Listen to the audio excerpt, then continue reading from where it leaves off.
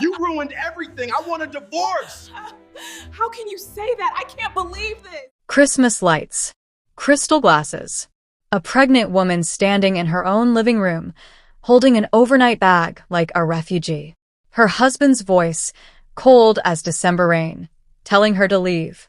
His mistress, draped in designer fabric and cruel satisfaction, laughing at a belly swollen with life. Then, a shove, a gate slamming, water breaking on interlocked stones under holiday lights. But this Christmas story doesn't end in a manger. It ends in a hospital room, a lawyer's office, and a mansion where every deed, every key, every gilded surface belongs to the woman they just threw away. Karma doesn't always arrive with thunder.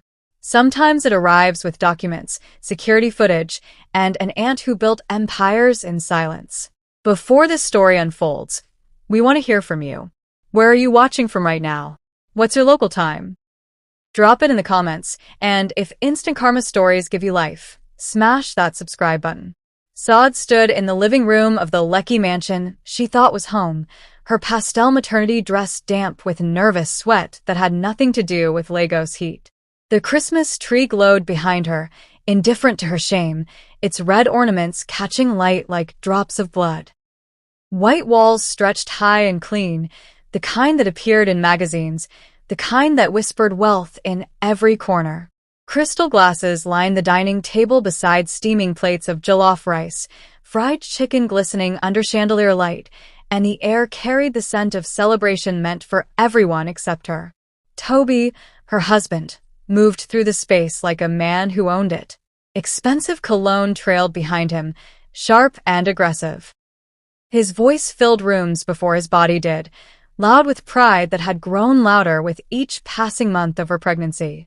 He laughed with guests, his hand gestures wide and confident, as though the marble floors and leather furniture bowed to his name alone. But Sade knew the truth buried beneath her silence. She knew, and yet she had said nothing, hoping love would return if she just remained small enough, quiet enough, grateful enough. Then Zina arrived. She entered like a queen reclaiming stolen territory, her fitted high-end dress hugging every deliberate curve, her hair laid with the precision of a woman who had time and money to waste on vanity. Her heels clicked across the floor, each step a countdown to humiliation. She smiled at Sade, but it was the kind of smile that only women who think they've won can wear, cruel and sweet, like poisoned honey.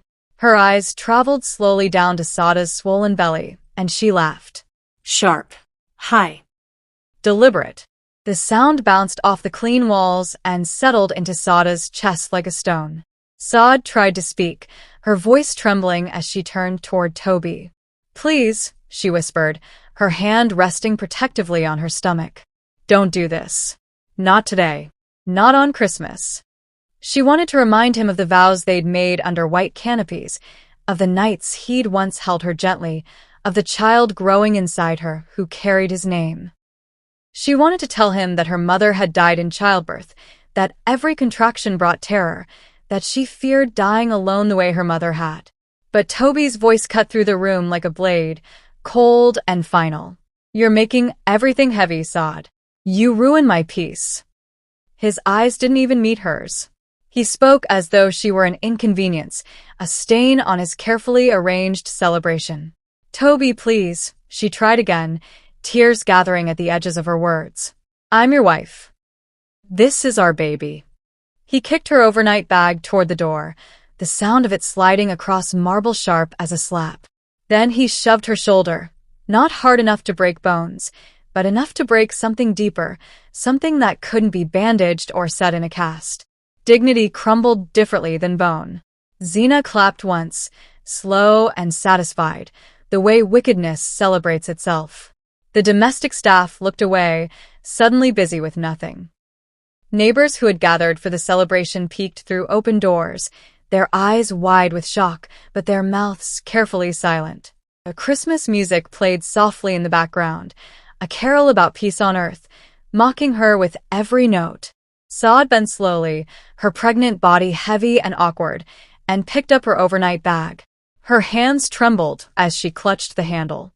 She looked once more at Tobi, hoping for a softening, for mercy, for the man she'd married to remember himself. But his face remained hard, turned away from her as though she'd already disappeared. She walked toward the door, each step feeling like exile. The gate clicked behind her with the finality of rejection, and she stood alone in the bright compound where the air smelled like fried chicken, generator fumes, and shame dressed up as celebration. Sade stood outside the gate, her overnight bag at her feet like evidence of abandonment.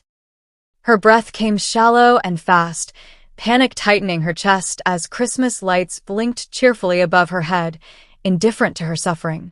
The compound stretched around her, clean interlocked stones gleaming under security lamps, the distant hum of other people's celebrations drifting through the warm night air. She pressed one hand against the gate for balance, the other clutching her belly, trying to calm the baby inside, trying to calm herself. Then she felt it. A deep, wrong shift inside her belly, like something breaking loose that should have stayed anchored. Her body went rigid with sudden fear. Warmth spread down her thighs, slow at first, then faster, soaking through her pastel dress until the fabric clung heavy and dark against her skin. Her water had broken. Right there, on the interlocked stones, under Christmas lights strung between palm trees, in the shadow of a gate that had just locked her out of her own life. She gasped, clutching her stomach with both hands now, her knees buckling slightly. "Tobi," she called out weakly, her voice barely carrying over the sound of music still playing inside the house. "Tobi, please. The baby." But the door had already closed. The windows glowed warm with celebration she was no longer part of. Then the power went out. Not just the house. The entire street plunged into sudden darkness, as though heaven itself had decided to strip away every pretense. Security lights flickered and died. The Christmas tree inside went dark. Distant shouts of surprise echoed from neighboring compounds. Inside the mansion, Tobi cursed loudly, his voice carrying through the walls. His generator coughed once, twice, then belched thick smoke and refused to start, wheezing like a sick animal. The big man who had just thrown out his pregnant wife was now begging his security guard to fix what money couldn't command. Outside, Sade trembled, alone in the half-darkness where only phone torches and distant generator hums survived. Pain rolled through her in waves, tightening like a fist around her spine. She sank slowly to her knees on the stones, her bag forgotten, her dress pooling wet around her. Tears blurred her vision. She fumbled for her phone with shaking hands and scrolled through contacts she hadn't touched in months, names she'd been too proud to call, too ashamed to burden. Then she found it. Mama Eno. Her late father's sister. The woman who sold land quietly and managed properties with the efficiency of someone who never needed to raise her voice.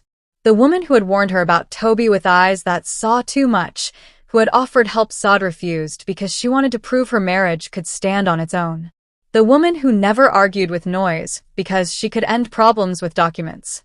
Sade's thumb hovered over the name, shame and desperation warring inside her.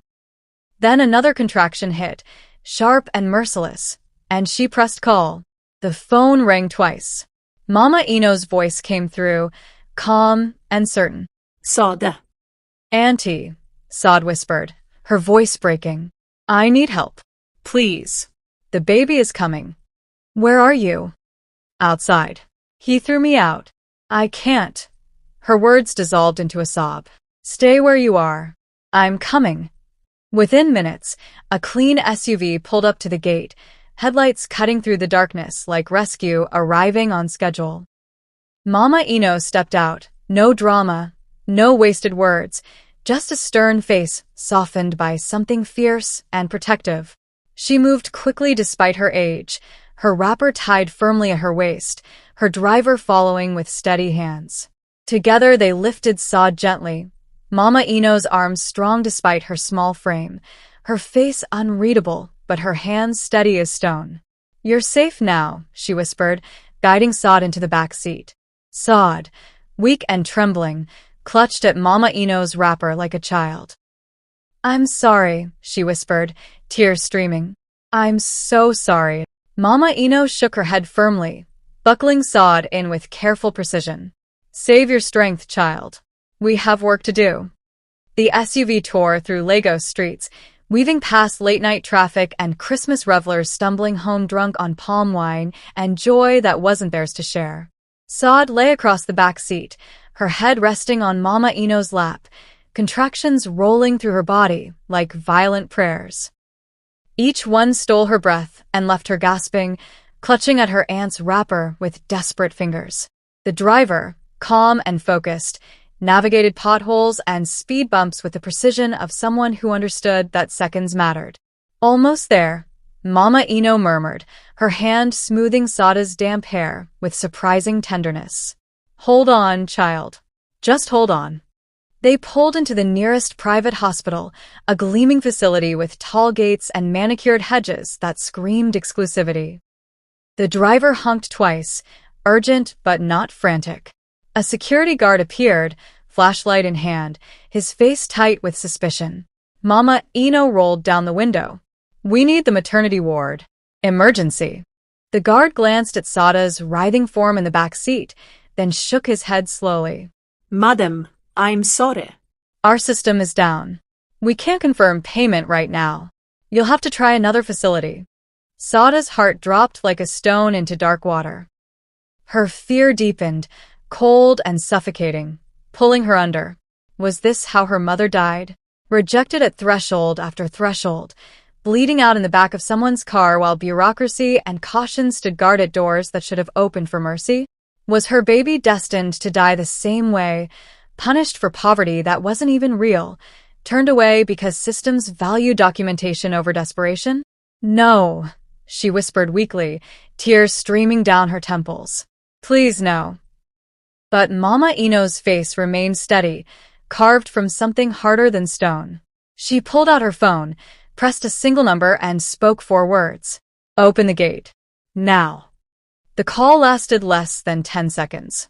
The guard's phone rang immediately. He answered, his expression shifting from suspicion to shock to sudden, scrambling respect. He dropped the flashlight, fumbling to retrieve it, then practically ran to swing the gates open himself, waving them through with frantic apologies.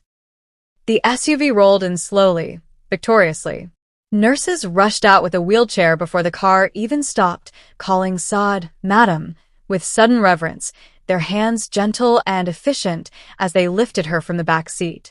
One nurse draped a clean blanket over Sade's soaked dress. Another checked her pulse, murmuring reassurances. They moved like a well-rehearsed choir, voices calm but urgent, wheels of the chair squeaking against polished tile as they rushed her through automatic doors that opened like mercy finally arriving. Because Mama Ino wasn't just an aunt. She was the silent board chair of the hospital's parent group, the woman who had funded the entire maternity wing in memory of a sister who died giving birth decades ago, the one who didn't wear her wealth on her skin but carried it in her signature on documents that built institutions while others built reputations. She had buried her grief in bricks and mortar, in ultrasound machines and trained midwives, in a promise that no woman would be turned away the way her sister had been. Inside the labor ward, under bright fluorescent lights that felt like interrogation and salvation at once, Sade screamed. Not the scream of weakness, but the raw, ancient scream of a woman fighting for life, hers and her child's. The sound tore through the sterile corridors, primal and unashamed. Doctors in green scrubs appeared, moving with swift efficiency. Dr. Adeyemi, a woman in her 40s with steady hands and eyes that had seen too many births go wrong, examined Sade quickly. Her face tightened. The baby's heartbeat is weak, she said quietly to her team, but Sade heard every word. We need to move fast. This delivery will be dangerous. Sade clenched her fists, her nails digging into her palms until they drew blood. She turned her head toward Mama Ino, who stood just outside the delivery room, her face visible through the glass window, stern and unyielding and full of fierce love. Save my child, Sade whispered through tears and pain and the terrible weight of her mother's ghost hovering nearby. Please, God, save my child. Back at the mansion, the power had finally returned, But the celebration had lost its shine. Guests trickled out with awkward goodbyes, their eyes carrying questions they were too polite or too afraid to ask aloud. The Christmas tree glowed again, its lights blinking in mockery of the chaos that had unfolded beneath its branches. The jollof rice sat cold on crystal plates, the fried chicken growing stiff with congealed grease, a feast abandoned by appetites that had soured with scandal. Zina moved through Sade's bedroom like a conqueror inspecting spoils of war. She opened drawers with careless confidence, her fingers trailing over folded wrappers, touching gold jewelry that caught light like trapped promises. She held up a necklace, weighing it in her palm, already deciding what she would keep and what she would discard. This was her territory now. The bedroom, the closet, the space beside Tobi in the bed that had once belonged to a woman too weak to hold on to what was hers. She opened the wardrobe, pushing aside maternity dresses with disdain, making room for the designer pieces she would hang here tomorrow. Then she moved to the dresser, pulling open the bottom drawer where Sade kept scarves and old photographs. Her hand brushed against something stiff and official. A brown envelope, thick with papers, stamped with legal seals that gleamed even in dim light. Curiosity pulled at her like gravity. She slid the envelope out, broke the seal that had already been opened and resealed with care, and pulled out the documents inside. Property deeds. Tenancy agreements. Corporate letterheads embossed with gold. Her eyes scanned the pages quickly at first, then slower, then with a creeping horror of someone watching their victory dissolve into ash. The Lekki Mansion. Title deed in the name of the Adeyemi Family Trust. Trustee, Mrs. Inamfin Adeyemi, known as Mama Ino. The cars in the driveway, registered to the same trust. The furniture Tobi bragged about at parties, the marble floors he claimed to have chosen himself, the chandelier he said he'd imported from Italy. All of it belonged to a family trust created by Sade's late father. Every page carried the same humiliating truth. Tobi owned nothing. He had been living as a tenant in his wife's inheritance, permitted access only because Sade, blinded by love and the desperate hope that marriage could be salvaged through generosity, had begged her aunt to delay the transfer of full control until after childbirth. Zina's smile died slowly, crumbling like old paint. Her hands began to tremble. She flipped through page after page, searching for something, anything that would prove this was a mistake, a forgery, an old document that no longer mattered. But every signature was recent. Every clause was active. There was even a tenancy termination notice, dated and signed, waiting only for Mama Ino's final approval to be executed. The woman Tobi called useless owned everything he touched. Zina's breath came faster. She tried to stuff the documents back into the envelope, her fingers clumsy with panic. She had to hide this.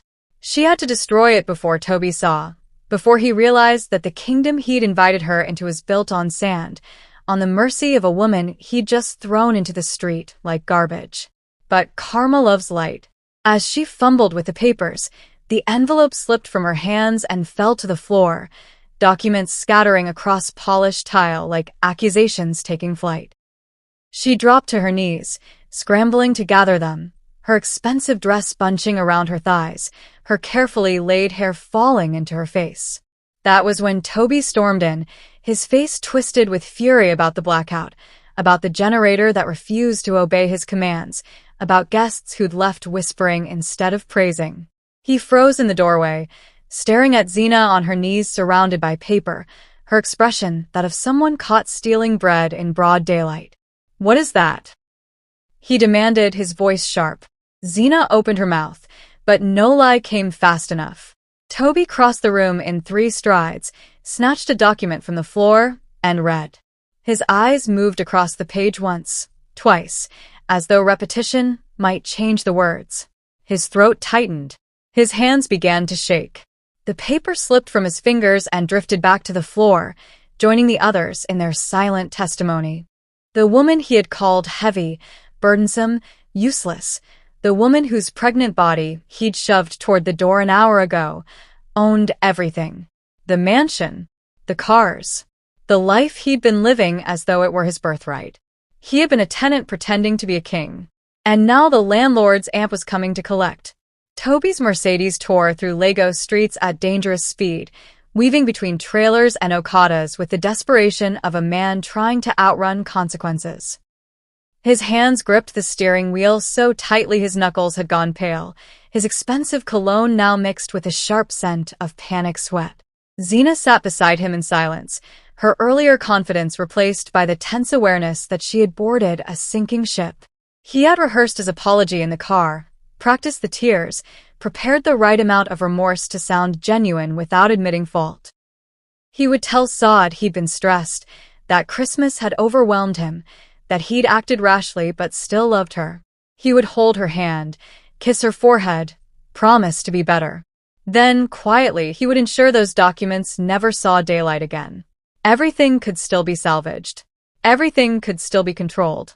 The hospital loomed ahead, its white walls glowing under security lights.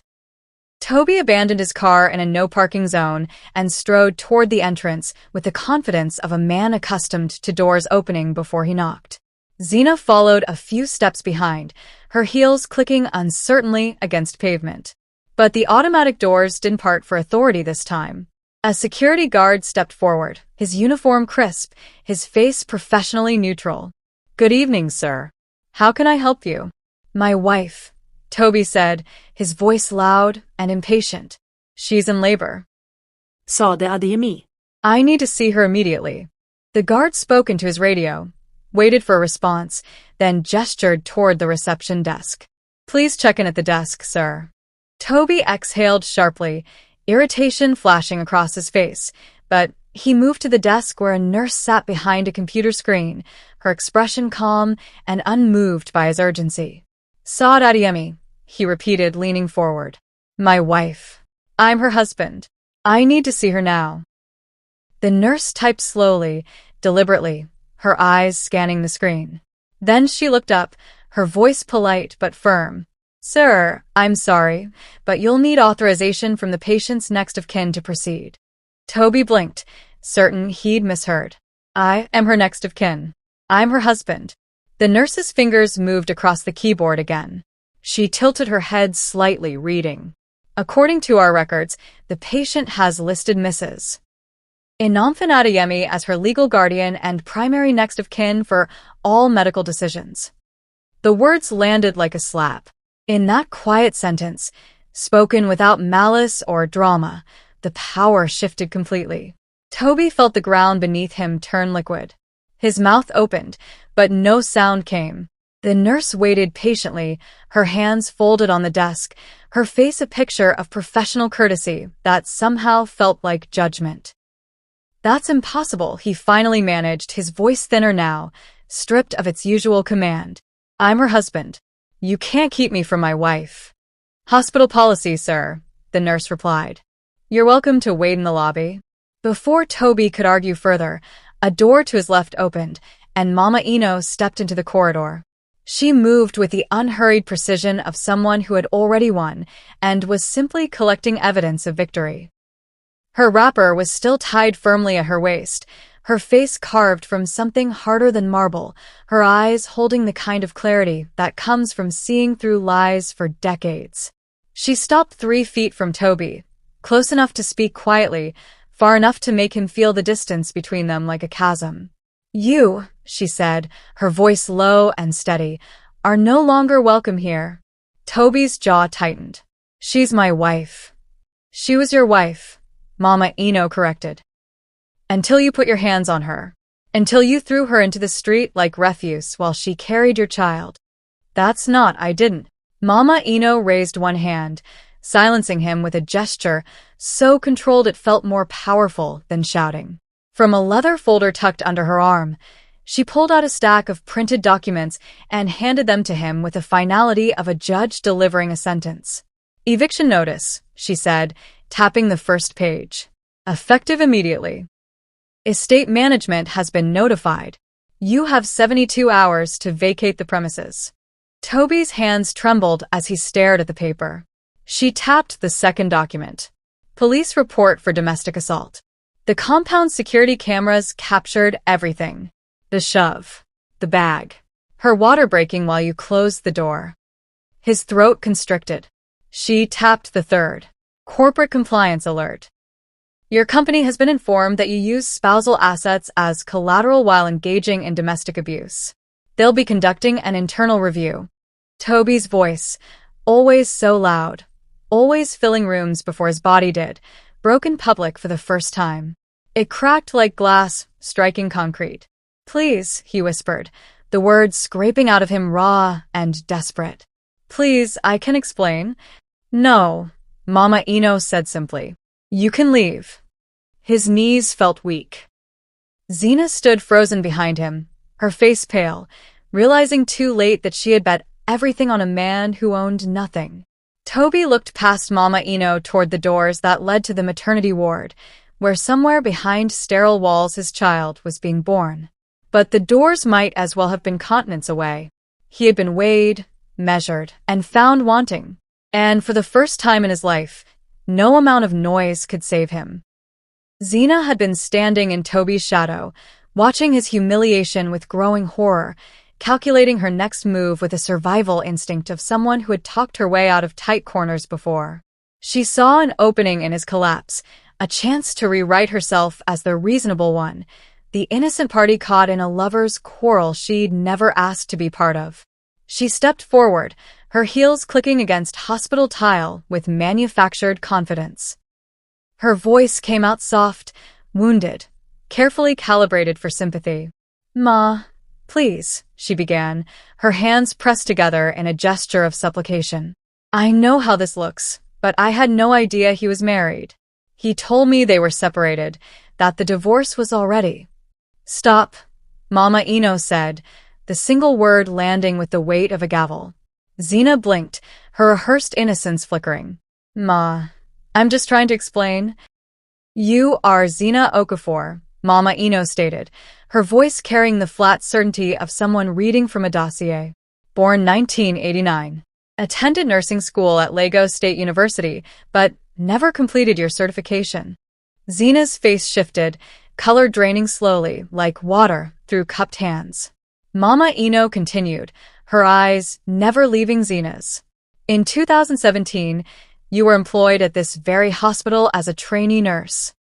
You were dismissed after 6 months when it was discovered you had forged your credentials, claiming qualifications you didn't possess.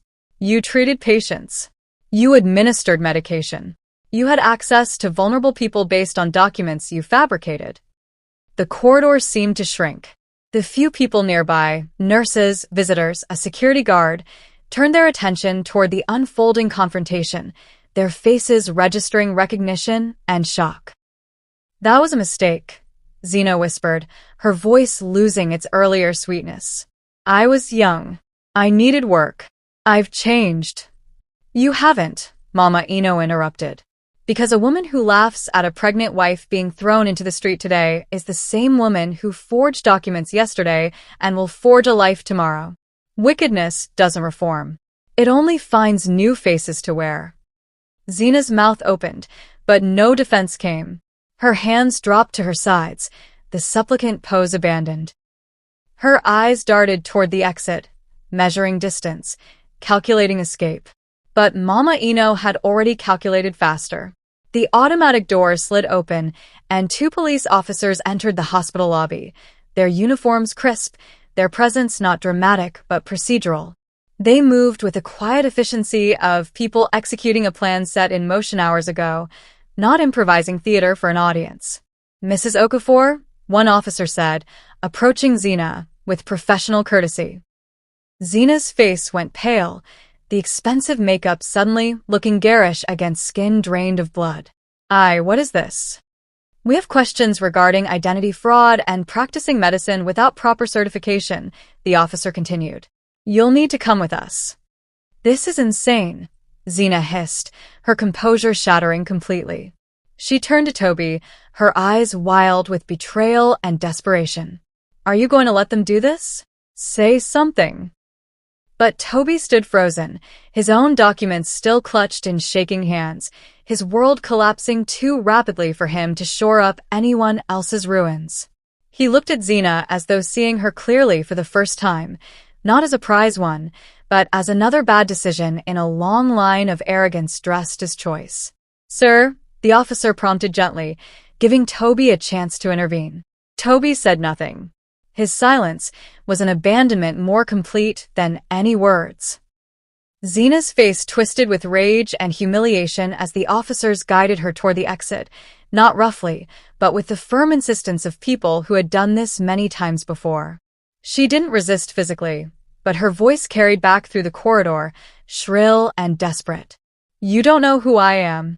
I have connections. This is harassment." But the doors closed behind her with a soft hydraulic hiss, swallowing her protests into the warm Lagos night. Mama Ino watched until Zina disappeared completely, then turned back to Tobi. "The law has a long memory," she said quietly. "Longer than bribes. Longer than beauty. Longer than the arrogance of people who believe consequences are for others." She adjusted her wrapper with calm precision. "Now leave my hospital before I have you removed as well." Tobi opened his mouth once, searching for the charm, the negotiation, the loud confidence that had carried him through every difficulty before. But nothing came. His voice had left him, fled like Zina into the night, leaving only the hollow echo of a man realizing too late that he'd built his kingdom on sand. He turned slowly and walked toward the exit, each step heavier than the last, Zina's perfume still lingering in the air like the ghost of every bad choice he'd ever made dressed up as desire. Behind him, Mama Ino stood unmoved, watching him go with the patient satisfaction of someone who understood that justice didn't always arrive with thunder. Sometimes it arrived with paperwork, security footage, and the quiet click of handcuffs closing around wrists that had clapped at someone else's suffering. Inside the delivery room, under lights so bright they felt like interrogation, Sade fought through pain that had no language. Her body convulsed with contractions that came too fast, too hard, as though her child was desperate to escape into a world that had already proven itself cruel. Dr. Adeyemi's face remained calm, but her eyes carried the weight of concern that medical training taught you to hide but never fully erased. "Her blood pressure is dropping," a nurse called out, her voice tight with controlled urgency. "Bleeding is excessive," another added, hands moving quickly with gauze that bloomed red too fast. Sade heard the words through a fog of agony, her mind drifting toward a memory she'd carried like a curse her entire life.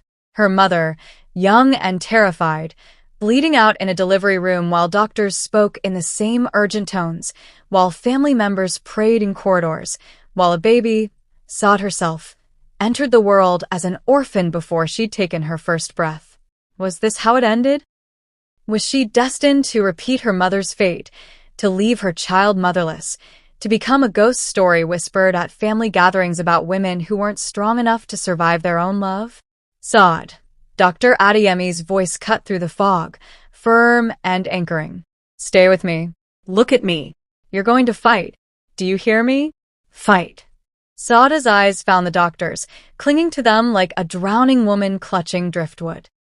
She nodded weakly, her lips moving in prayers that had no words, only the shape of desperation and the faint, stubborn will to survive. The room erupted with controlled chaos.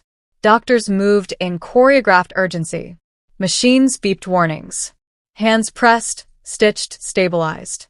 Time collapsed into a singularity where nothing existed except the battle between life and the silence that wanted to claim it. Then, cutting through everything like light through storm clouds, a sound. A cry. Sharp, insistent, furious. The baby's first breath translated into protest, into declaration, into the announcement that despite everything, despite cruelty and rejection, and a mother's water breaking on cold stones, life had won. The sound filled the room like trumpets, like victory, like defiance against every force that had tried to silence it. "It's a girl," Dr. Adeyemi announced, her voice cracking slightly with relief. She could no longer hide. "A strong, beautiful girl." Sade's head fell back against the pillow, exhaustion and joy colliding in her chest. Tears streamed down her temples, pooling in her ears, as nurses cleaned and wrapped her daughter. The baby's cries softened into whimpers, then quieted as she was placed on Sade's chest, skin against skin, warmth meeting warmth. Sade's arms, trembling and weak, wrapped around the tiny body. "My baby," she whispered, her voice breaking. "My baby girl." Through the glass window of the delivery room, Mama Ino stood watching, her stern face softened by tears she didn't bother to hide. She pressed one hand against the glass as though reaching through it, her lips moving in silent thanksgiving to a God who had heard prayers spoken in darkness. When they finally wheeled Sade into recovery, cleaned and stitched and still trembling, Mama Ino was waiting. She approached slowly, her hand reaching for Sade's with a gentleness that contradicted every sharp word, every stern lecture, every moment of tough love she'd ever delivered. Sade looked up at her aunt, her eyes swimming with tears that carried gratitude, grief, and something like rebirth. "Thank you," she whispered, her voice hoarse from screaming. "You saved us. You saved me." Mama Ino squeezed her hand firmly, her own eyes glistening. "You are never alone, child," she said, her voice steady despite the emotion beneath it. "You just forgot who your people were." The words landed softly but struck deep, settling into the hollow places in Sade's heart where she'd been storing loneliness like stones. She had spent months, years perhaps, begging for love from a man who saw her as furniture, useful when convenient, disposable when not. She had convinced herself that marriage was the only family that mattered, that her husband's approval was the only validation worth having. But here, in a hospital room that smelled of antiseptic and new life, she realized the truth. The love she had begged for from Tobi had been waiting all along in the fierce, quiet protection of family she'd been too proud, too hopeful, too foolish to fully embrace. Mama Ino wasn't loud. She didn't perform love with grand gestures or poetic declarations. But she had built hospital wings in memory of grief. She had answered phone calls at midnight. She had moved with the precision of someone who understood that love was a verb, an action, a series of choices made when it would have been easier to walk away. "I'm sorry," Sade whispered. For not listening, for not calling sooner. Mama Ino shook her head. "You're here now. That's what matters." The baby stirred against Sade's chest, her tiny fist clenching and unclenching as though already learning to hold on. Within 48 hours, Tobi's world collapsed not with thunder, but with the quiet efficiency of truth meeting consequences. The eviction notice arrived first, slipped under the gate in a crisp, white envelope bearing the seal of Sade's family trust. He opened it with trembling hands, reading the words that stripped him bare. Tenant occupancy terminated effective immediately. All property reverts to rightful owner. His fingers went numb. The mansion, the cars gleaming in the driveway, the imported furniture he'd bragged about at Christmas dinner, none of it was his. It never had been. Corporate suspension came next.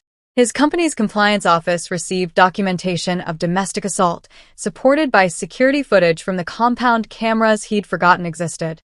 The board moved swiftly, unwilling to be tainted by scandal. His access card stopped working. His assistant stopped answering calls. Friends who'd eaten his jollof rice and laughed at his jokes suddenly remembered urgent appointments elsewhere. Their silence was louder than any condemnation. His pastor, the one who'd praised his leadership from the pulpit and called him a model Christian husband, now avoided cameras and interviews. When reporters asked about Tobi's character, the man of God suddenly remembered prior commitments and spoke only in vague pleasantries about forgiveness. Society, which had clapped for the big man's success, now feared association with his disgrace and distanced itself with the speed of self-preservation. Zina faced her own reckoning. The fraud charges surfaced like bodies from deep water, old crimes she'd thought buried forever. Her forged nursing credentials, the hospital dismissal she'd bribed away, Mama Ino had uncovered it all. Police officers arrived not with drama but with procedure, leading her away in quiet disgrace. She'd laughed at a pregnant woman's swollen belly, mocking life itself. Now she learned too late that wickedness doesn't come with loyalty, only consequences. The karma wasn't supernatural. No lightning bolts. No mysterious illnesses. Just truth, witnesses, and the structural justice that functions exactly as it should when the powerful can no longer hide behind money and arrogance. Tobi stood in the compound he thought he owned, watching movers carry away furniture that was never his, and understood finally what he'd lost. Not a mansion, not a lifestyle, but the one person who'd actually belonged to him, who'd carried his child and asked only for kindness in return. And she was gone, reborn into a life where his voice no longer mattered, where his presence was legally barred, where he'd become exactly what he deserved to be. Nothing but a cautionary tale whispered in living rooms across Lagos about what happens when cruelty wears the mask of power. Weeks later, Sade returned to Lagos not as the woman who'd been shoved out into Christmas night, but as someone entirely transformed. The new home Mama Ino had prepared wasn't in Lekki, with its pretentious gates and hollow grandeur. It sat in a quieter neighborhood where jacaranda trees lined the streets and neighbors greeted each other by name. Still modern, with clean lines and elegant furnishings. Still beautiful, with marble countertops and soft lighting. But now every corner breathed peace instead of performance, safety instead of spectacle. She stood at the threshold on her first morning, her baby son nestled against her chest, and felt something she hadn't experienced in years, the simple grace of belonging. Mama Ino watched from the kitchen doorway, her formidable presence softened by satisfaction. This was not charity. This was restoration. The house belonged to Sade, transferred into her name with documents that couldn't be disputed or revoked by any man's anger. When Sade ventured into the markets weeks later, something extraordinary happened. Women stopped her not with pity, but with recognition. They touched her arm gently, leaned close, and whispered blessings. "Your story gave me courage to leave," one said. Another pressed a hand to Sade's baby's forehead and murmured, "This child will grow strong because his mother chose dignity." In churches across the city, pastors who'd once praised Tobi's leadership now spoke carefully about the sin of pride disguised as provision. In living rooms, mothers told their daughters about the woman who survived Christmas cruelty and emerged not broken, but fortified. Sade's story became a hymn sung in whispers and shouts alike. It echoed in compounds where women endured silent abuse, in bedrooms where pregnant wives swallowed humiliation, in corridors where mistresses thought cruelty was currency. Her name became shorthand for a truth the city had always known but rarely honored, that humility is not weakness, that motherhood is not shame, and that anyone who humiliates the vulnerable under the holy cover of celebration invites a reckoning that needs no magic, only truth, witnesses, and consequences. She didn't return as a woman begging for space at anyone's table. She returned as a mother with boundaries that couldn't be crossed, a survivor with dignity that couldn't be stripped away, and a living reminder that the greatest Christmas gift isn't a man's approval, but the restoration of a woman's worth. When people asked if she'd forgiven Tobi, she smiled quietly and said, "Forgiveness doesn't mean forgetting. It means I no longer carry his weight." Her son grew strong in a home where love wasn't conditional, where safety wasn't negotiated, where his mother's voice carried authority born not from volume, but from victory. And Sade, once silenced by fear, now spoke with the clarity of someone who'd walked through fire and emerged not as ash, but as light. If this story moved you, don't just watch, engage. Hit that like button, drop a comment telling us what lesson struck you most, and subscribe so you never miss another story of justice and redemption. Let's build a community that celebrates courage, honors resilience, and reminds the world that truth always, always finds its voice. If Sade's story stirred something in your spirit, don't let this moment pass in silence. Hit that like button right now, not just for the algorithm, but as a declaration that stories like this matter. Drop a comment below and tell us, what lesson struck deepest in your heart? Was it Mama Ino's quiet power? Sade's forgiveness in the face of cruelty? Or the reminder that truth needs no magic, only witnesses and courage? And here's what we ask of you. Share the story. Send it to that woman who's been enduring what she shouldn't. Share it with the man who needs to understand that power without compassion is tyranny. Let it reach the young girl who thinks her worth is measured by a man's approval. Your share could be someone's turning point, the moment they realize they deserve better.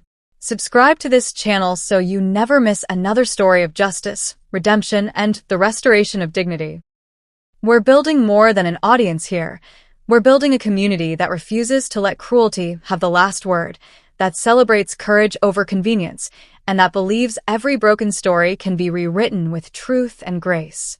Tell us where you're watching from and what time it is in your corner of the world. Let's see how far this message of hope and restoration can travel.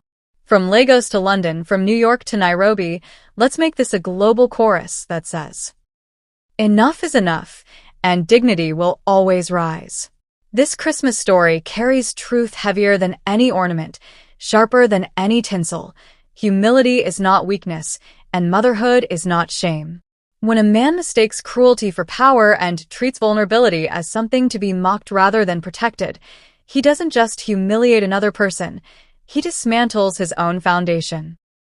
Tobi thought ownership was written in his name, but real ownership is written in character, in integrity, in how you treat those who cannot fight back. He learned too late that you can lose everything the moment you forget that people are not possessions, and love is not a performance for guests, but a commitment forged in private moments of care. Sade's story teaches us that restoration doesn't require revenge. It requires boundaries, witnesses, and the courage to walk away from tables where you're treated like a beggar in your own home. The greatest Christmas gift isn't a man's approval, a perfect family photo, or the applause of society.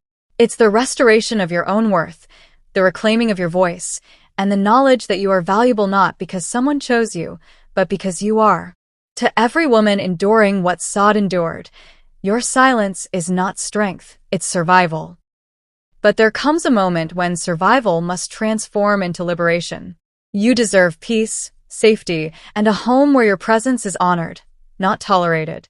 To every man tempted by Tobi's path, remember that the woman carrying your child, preparing your meals, and holding your household together is not your servant or your burden. She is your partner, and how you treat her in moments when no one is watching reveals everything about who you truly are. And to everyone watching, be a Mama Eno. Be the witness who refuses to look away, the family member who shows up with documents and dignity, the friend who offers shelter when cruelty locks the door. Because karma isn't magic, it's structural. It's what happens when good people refuse to let evil hide in silence. This story ends not with a mansion reclaimed, but with a woman restored. And that, more than any material wealth, is the true measure of justice. When the vulnerable rise with dignity intact, when truth exposes what pride tried to hide, and when a baby's cry sounds like victory rather than shame, that's when we know that love, real love, has won.